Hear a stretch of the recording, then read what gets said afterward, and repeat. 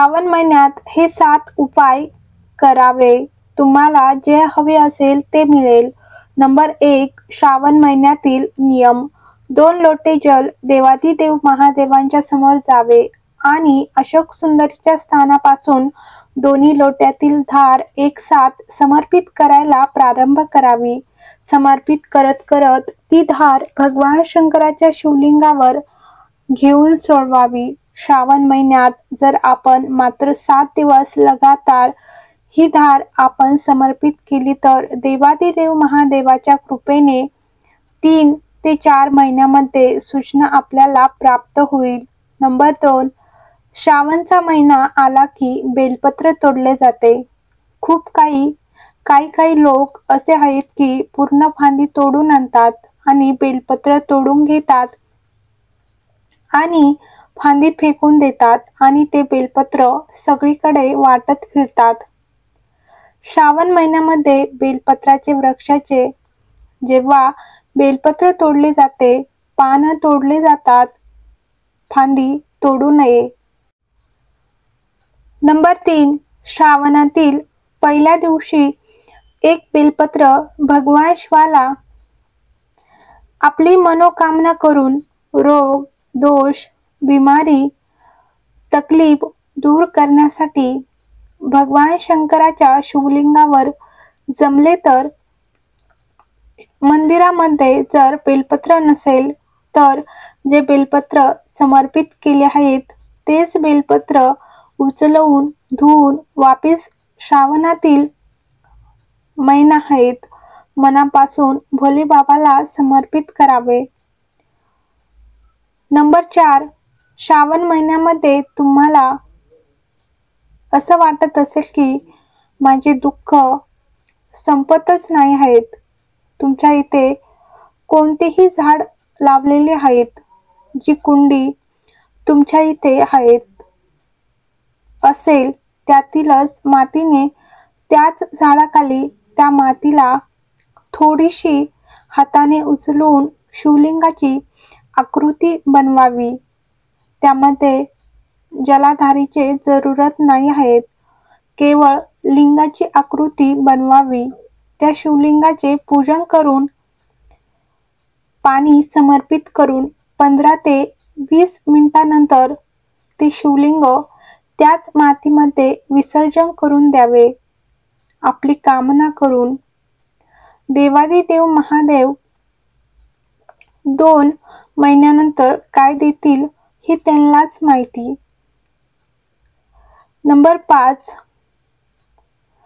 श्रावण महिन्यामध्ये कोणत्याही एका सोमवारी जर व्यापार चालत नसेल, नोकरी मिळत नसेल, एखादी तकलीफ असेल, एखादा आजार वाढत असेल, तुम्हाला असं वाटत असेल की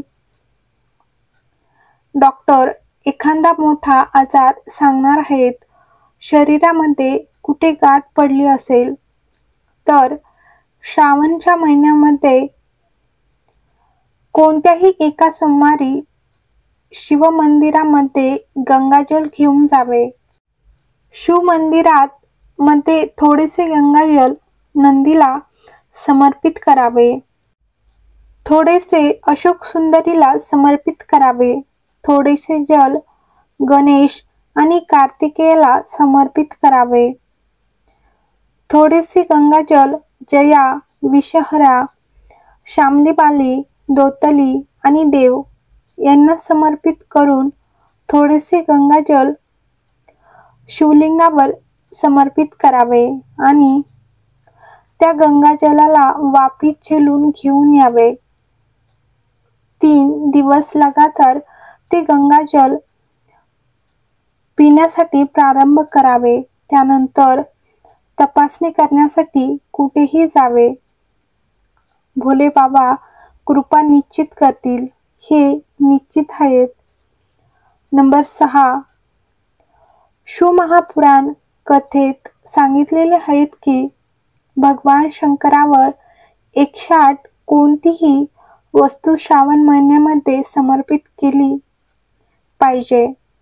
आपल्यापाशी काहीही नसेल तर 108 तांदूळाचे दाणे समर्पित करावे, 108 फुले समर्पित करावे, 108 गुलाबाच्या पाकळ्या समर्पित कराव्या. पण श्रावण महिन्यामध्ये एक नियम बनवावे की मी 108 वस्तू शिवाला समर्पित करेल.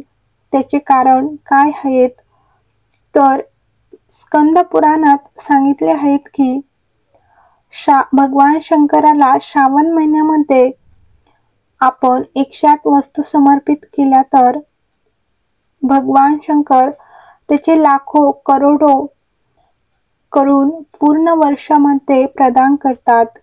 नंबर 7, श्रावण महिन्यातील दशमी तिथीला शमीचे 11, 21 किंवा 51 पाने घेऊन मधात बुडवून भगवान शंकराच्या शिवलिंगावर त्या पानांनी शृंगार करावा. लिंग पुराण सांगते की आपण जेव्हा शमीपत्र मधात बुडवून शिवलिंगावर शृंगार करतो तर भगवान महादेव आपल्याला कर्जातून मुक्ती देतात. हर हर महादेव, श्री शिवाय नमस्तुभ्यम. तर तुम्हाला व्हिडिओ आवडला असेल तर लाईक करा, कमेंट करा आणि चॅनलवर नवीन असाल तर सबस्क्राईब करा.